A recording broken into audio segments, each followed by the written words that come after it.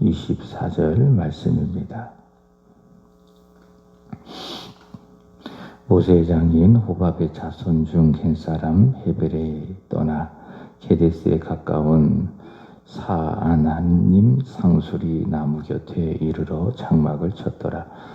아비노함의 아들 바락이 다볼산에 오른 것을 사람들이 시스라에게 알리매 시스라가 모든 병거 곧 철병거 900대와 자기와 함께 있는 모든 백성을 하로셋 학고임에서부터 기손강으로 모은지라.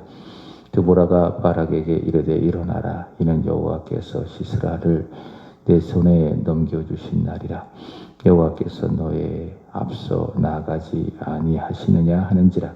이에 바락이 10,000명을 거느리고 다볼산에서 내려가니 여호와께서 바락 앞에서 시스라와 그의 모든 병거와 그의 온 군대를 칼날로 혼란에 빠지게 하시매 시스라가 병거에서 내려 걸어서 도망한지라.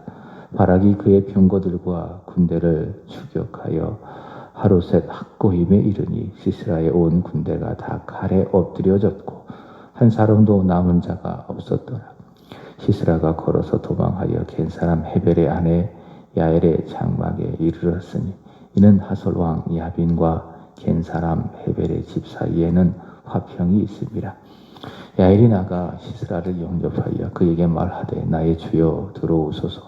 내게로 들어오시고 두려워하지 마소서 하매 그가 그 장막에 들어가니 야엘이 이불로 그를 덮으니라.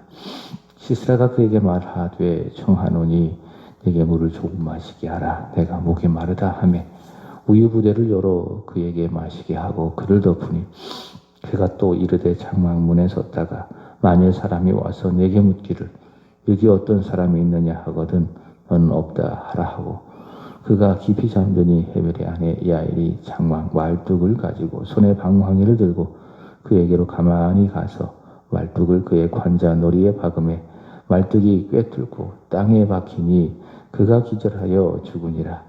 바락이 시스라를 추격할 때에 야엘이 나가서 그를 맞아 그에게 이르되 오라 내가 찾는 그 사람을 내가 내게 보이리라 하매 바락이 그에게 들어가 보니 시스라가 엎드려져 죽었고 말뚝이 그의 관자놀이에 박혔더라. 이와 같이 이날에 하나님이 가나안 왕 야빈을 이스라엘 자손 앞에 굴복하게 하신지라. 이스라엘 자손이 손이 가나안 왕 야빈을 점점 더 눌러서 마침내 가나안 왕 야빈을 진멸하였더라. 아멘. 오늘 사사기 4장 11절부터 24절까지 말씀을 읽었습니다. 오늘 말씀의 공통 주제는 마음이 여호와에게서 떠난 사람, 그렇게 잡아 보았습니다. 오늘 읽으실 4장의 말씀은 읽은 본문이 있는 사사기 4장입니다. 말씀의 주제는 여사사 드보라, 여사사 드보라. 두 번째로는 사도행전 8장을 읽으십니다. 내용은 빌립의 전도입니다. 스데반의 순교로 교회가 흩어지고 그 중에 한 사람이죠. 빌립이 사마리아까지 가서 거기에서 복음을 전하는 내용입니다. 세 번째로는 예레미야 17장을 읽으십니다. 마음이 하나님을 떠난 유다를 향한 하나님의 심판의 불가피성, 이런 내용입니다. 마지막으로 마가복음 3장인데요. 여러 내용이 있지만은 성령 보독죄입니다. 예수님께서 안식일에 손 마른 사람을 고치시고 그리고 12제자를 세우시는 데에 특별히 예수님께서 고의로 성령을 모독하는 사람은 죄를 사함받지 못한다. 그런 말씀을 하셨죠. 자, 이 4장의 공통적인 주제는 마음이 여호와에게서 떠난 사람, 그렇게 잡아 보았습니다. 이제는 우리나라도 여성의 역할에 대하여 많이 열려 있죠. 이제 평등해졌습니다. 그래서 우리나라를 보면 여성이 대통령이 되기도 하고 또 종교계도 그렇고 또 정치계도 그렇고 또 경제계도 그렇고 이 여성들의 활동이 두드러지는 것을 볼 수가 있습니다. 오히려 남성이 갖지 못하는 그런 아주 세밀함 이런 것들이 있어서 그 능력이 여성이 훨씬 더 뛰어나다, 탁월하다 그렇게도 볼 수가 있습니다. 교회도 마찬가지입니다. 과거에는 여성이 목사가 된다 이 생각할 수도 없는 일이었습니다. 그러나 지금은요, 이 몇몇 보수 단체를 제외를 하면은 대부분 교단에서 이 여성들에게 목사 안수를 주고 있습니다. 제가 속한 교단도 원래 이 대신 안양대학교를 중심으로 형성되어진 이 대신 교단 안에는 여성 목사를 허용하지 않는데 제가 속한 교단이 이렇게 분열이 되고 또 타교단과 합쳐지지 않았습니까? 그래서 현재로는 제가 속한 교단에는 여성분들이 목사가 될 수가 있습니다. 그러나 이 과거에는요, 여성이 그의 이름을 내고 또 활동을 한다라고 하는 그런 것들은 조금 이례적이고 특별한 일이었습니다. 사사시대에도 마찬가지입니다. 오늘 읽을 이 사사기 4장 꼭 읽어보시기 바랍니다. 이 사사기 4장에는 두 명의 여인이 등장을 합니다. 1절부터 16절까지 보면 이 드보라라고 하는 여인이 등장을 하고 또 17절부터 24절까지 보면 헤벨, 야엘의 아내 헤벨이라고 하는 여인이 등장을 합니다. 하나님께서는 이 두 여인을 사용을 하셔서 이스라엘을 구원하는 구원의 역사를 이루어 가십니다. 자, 왜 이 두 여인이 이렇게 두드러지게 그 시대에 활동을 했을까? 추론을 해보는 거예요. 실제적으로 보면 이스라엘을 이끌고 갈 이 남자 지도자, 남자 사사가 없었다라는 것을 생각을 해볼 수가 있습니다. 이것은 그만큼 이스라엘의 이 신앙의 상태가 아주 무기력했다. 그리고 그 시대가 영적으로 나태하고 엉망이었다라는 것을 보여줍니다. 그렇지만 하나님, 그들이 무능해도 하나님은 어떠십니까? 강하십니다. 하나님은 전능하십니다. 그러니 이 여성들을 사사로 또 구원의 역사를 위한 인물로 써주셔서 그들을 통해서 당신의 구원을 이루어 가십니다. 사사기 4장에도 보면 사사기의 패턴이 그대로 반복되는 것을 볼 수가 있습니다. 읽지는 않았지만은 사사기 1장 4절의 말씀에 보시면 이런 말씀이 있지요. 에훗이 죽으니 에훗 누구를 말하는가 하면은 왼손잡이 사사입니다. 왼손잡이 사사 에훗이 죽으니 이스라엘 자손이 또 여호와의 목전에서 악을 행하매.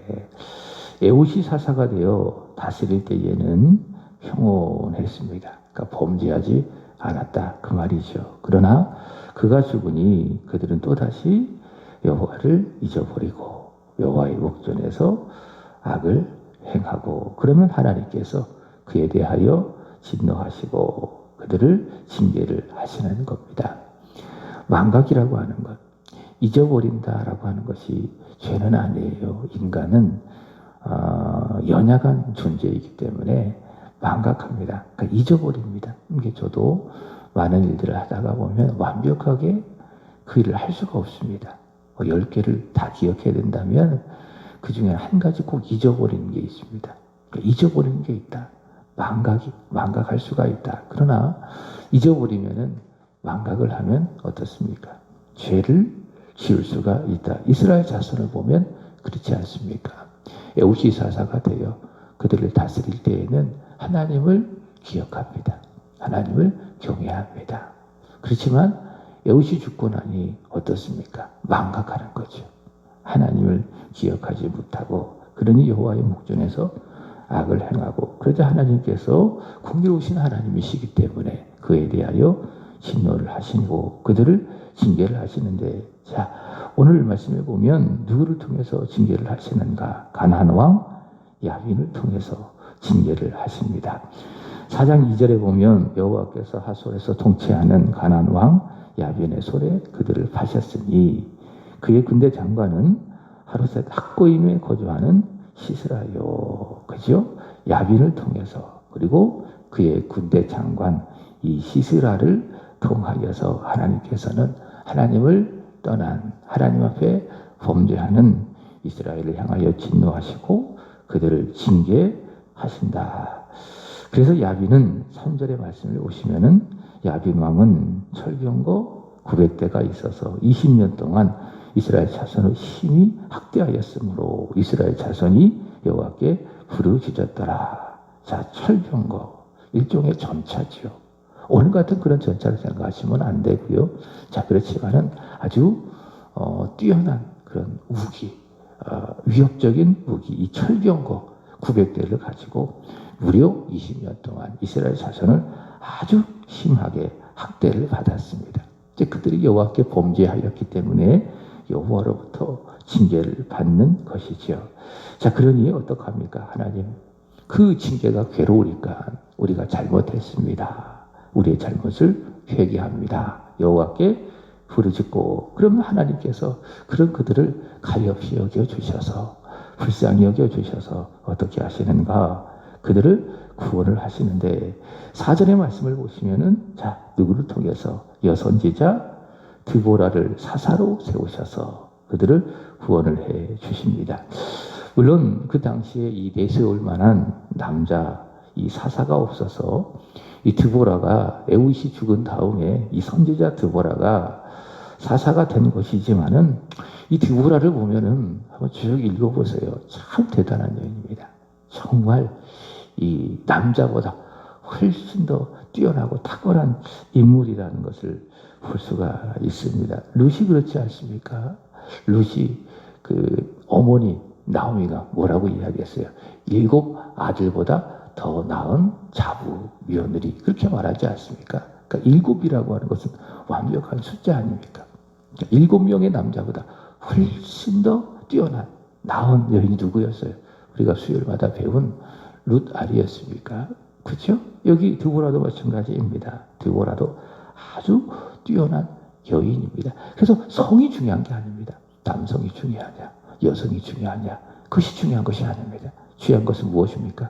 하나님 손에 붙들리느냐, 그 하나님의 손을 나도 믿음으로 붙드느냐, 무엇이 중요합니까? 믿음이 중요하다. 선지자 드보라 참 대단한 여인이다라는 것을 알 수가 있죠. 자, 먼저 이 드보라를 뭐라고 소개하는가 하면은 선지자라고 이야기합니다. 드보라, 하나님의 말씀을 직접 받아서 그 당시 말씀을 전하는 선지자였고, 자, 동시에 5절의 말씀을 보시면은 이스라엘 자손들은 그에게 나아가 이 재판을 받았다. 이 재판을 받았다라고 했을 때에 그 판단의 내용은 모세의 율법이죠. 그만큼 이 드보라라고 한 여인은 하나님의 율법에 대하여 완벽하게 정리를 하고 그 내용을 알고 있었던 아주 뛰어난 여인. 그러니까 하나님 말씀에 있어서는 매우 뛰어난 실력자였다라는 것을 알 수가 있죠. 그러니 하나님의 말씀을 전하는 선지자로서 또 사사로서 이스라엘의 일상생활에서 일어나는 모든 문제에 대하여 재판을 한 겁니다. 이 드보라라고 하는 이름의 뜻이 있습니다. 어떤 뜻이 있는가 하면은 꿀벌이라는 뜻이 있습니다. 꿀벌. 그 꿀벌이 한 역할이 뭐예요? 꿀이죠. 꿀을 주는 그런 역할이 꿀벌이죠. 그래서 이 드보라는 그 이름처럼 한번 생각을 해본다면은 꿀을 주는 여인입니다. 꿀을 주는 여인.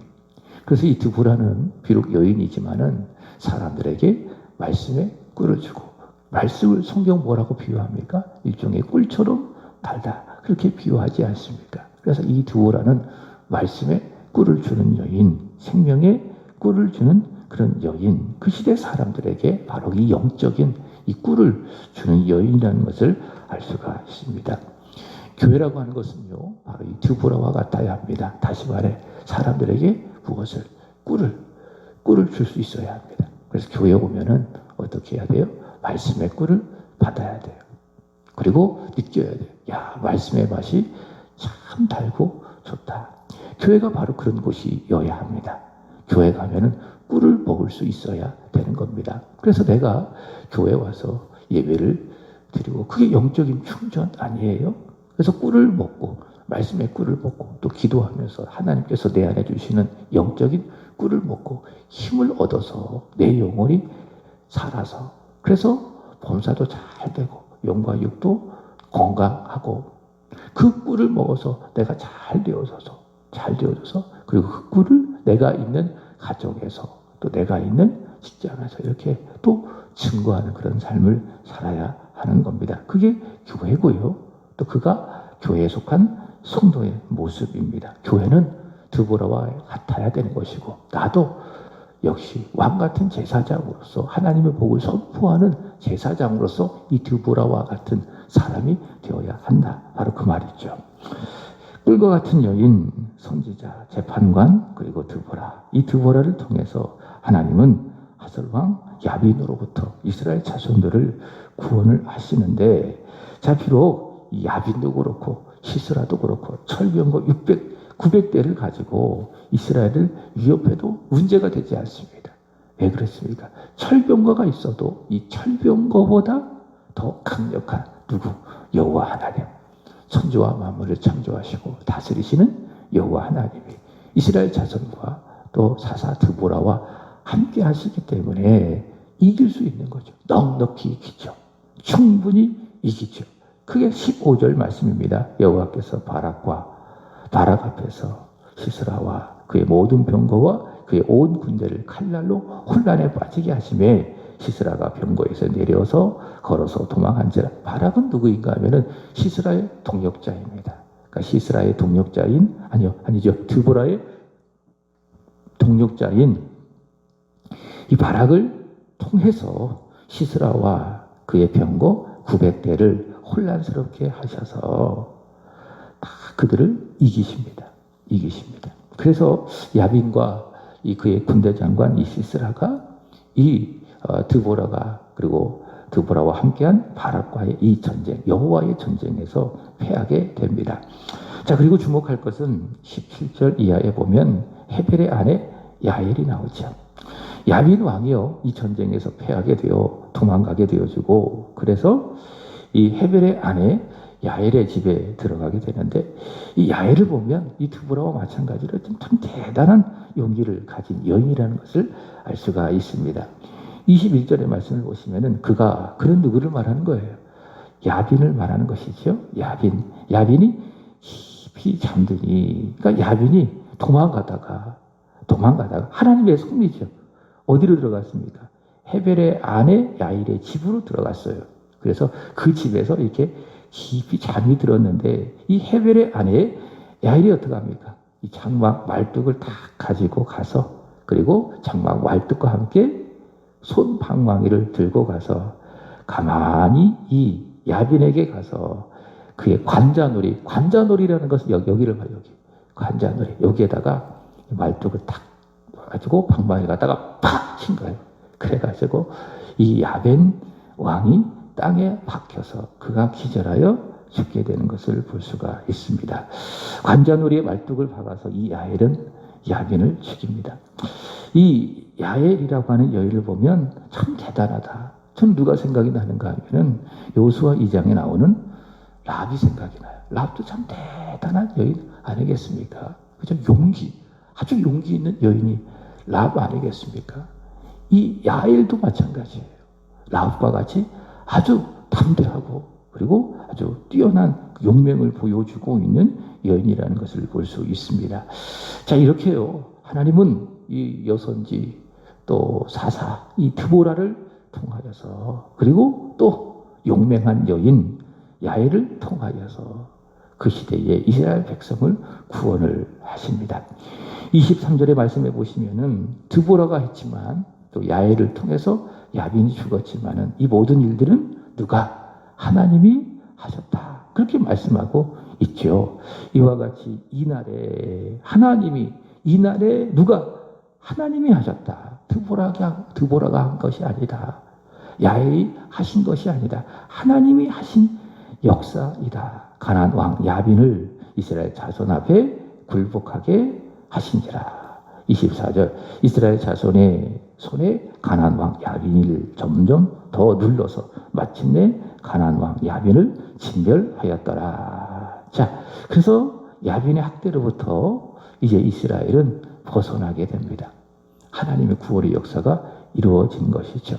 이 드보라의 탁월한 어떤 지도력, 능력, 또 야엘이라고 하는 여인의 용맹함, 이런 것들을 통해서 이스라엘이 학대로부터 벗어나게 됩니다. 자, 그렇지만 성경은 분명히 이야기하죠.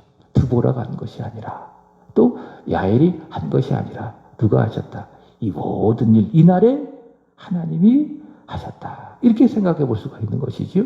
드보라의 말씀에 대한 지도력, 말씀을 향한 그런 실력, 그리고 야엘의 용기, 그것을 하나님께서 사용을 하셔서 하나님께서 그들을 통해서 이스라엘을 구원하셨다. 이것을 보여줍니다.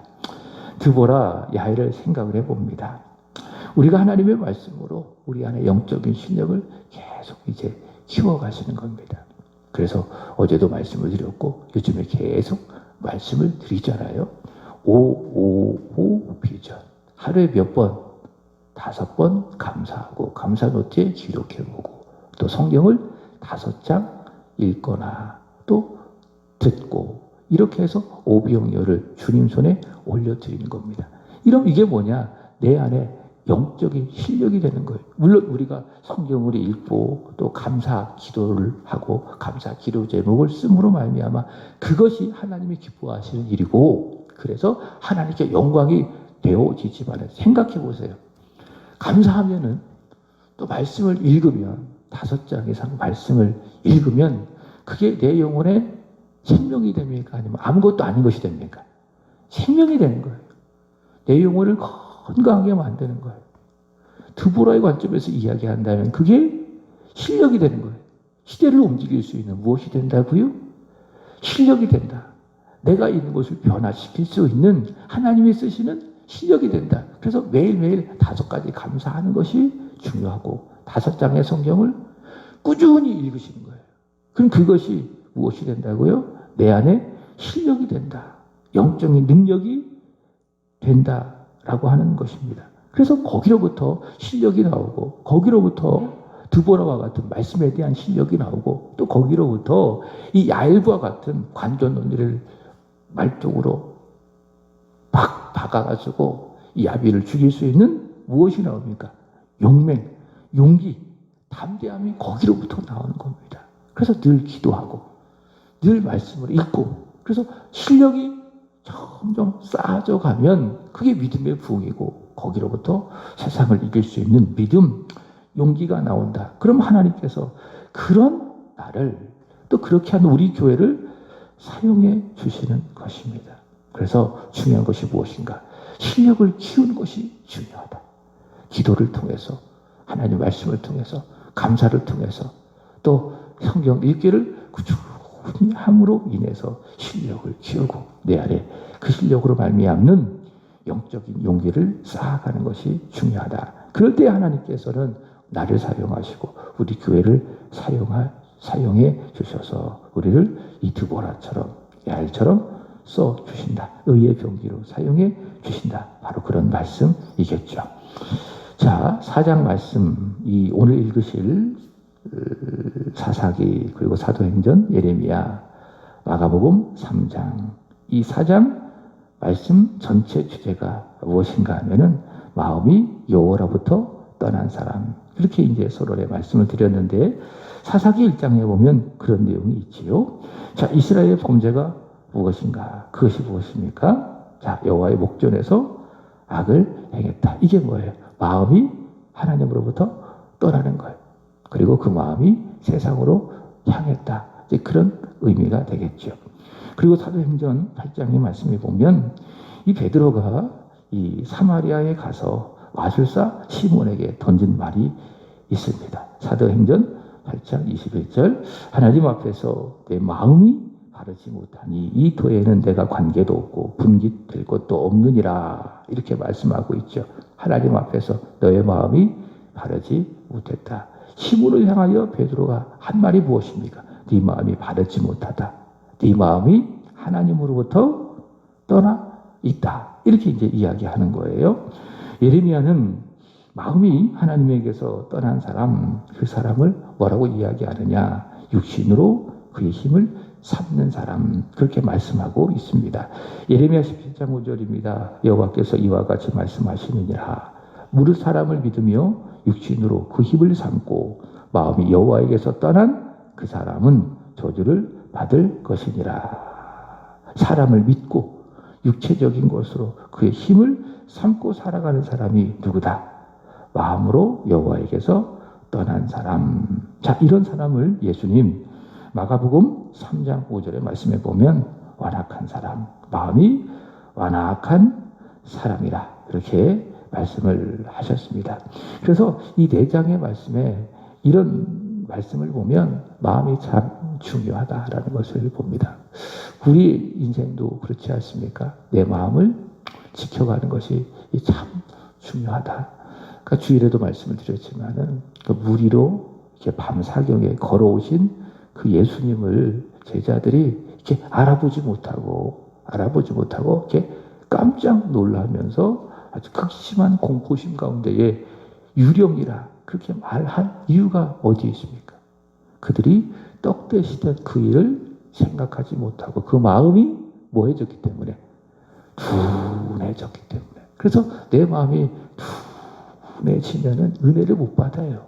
예수님이 오셔도 알아차리지도 못하고 여전히 두려움과 그리고 근심과 걱정 가운데 살아갈 수밖에 없어요. 그 무엇이 중요하다고요? 내 마음이 중요하다. 그래서 매번 반복해서 이야기하지만은 잠언 4장 23절의 말씀처럼 지킬 만한 것 중에 무엇? 너의 마음을 지켜라. 이렇게 성경이 우리에게 말씀하고 있습니다. 내 마음이 중요하다. 내 마음이 하나님에게서 떠나서는 안 된다. 늘 내 마음이 하나님에게 있어야 된다. 그러기 위해서 매일 감사 5번 하고 매일 하나님 말씀을 5장 읽고 그렇게 하시는 거예요. 그렇게 한 이유가 어디 있어요? 내 마음이 하나님에게서 떠나지 않게 하기 위해서 내가 그렇게 하는 거예요. 내 마음이 늘 하나님에게로 향하여 있습니다. 그게 5번 감사, 5장 성경 읽는 것 아니겠습니까? 자, 예레미야 17장 7절에 보면 마음이 하나님에게 있는 사람에게 주시는 하나님의 약속이 있어요. 무릇 여호와를 의지하며 여호와를 의뢰하는 그 사람. 다시 말해 마음이 하나님에게 있는 그 사람은 마치 물가에 심겨진 나무와 같아서 복을 받을 것이라. 가지가 나오고 그 가지가 뻗으며 그 가지로부터 열매가 있게 될 것이다. 물가에 심겨진 나무가 될 것이다 라고 하는 사실입니다. 자, 오늘 하루 내 마음 하나님으로부터 그 마음이 떠나지 않기를 바랍니다.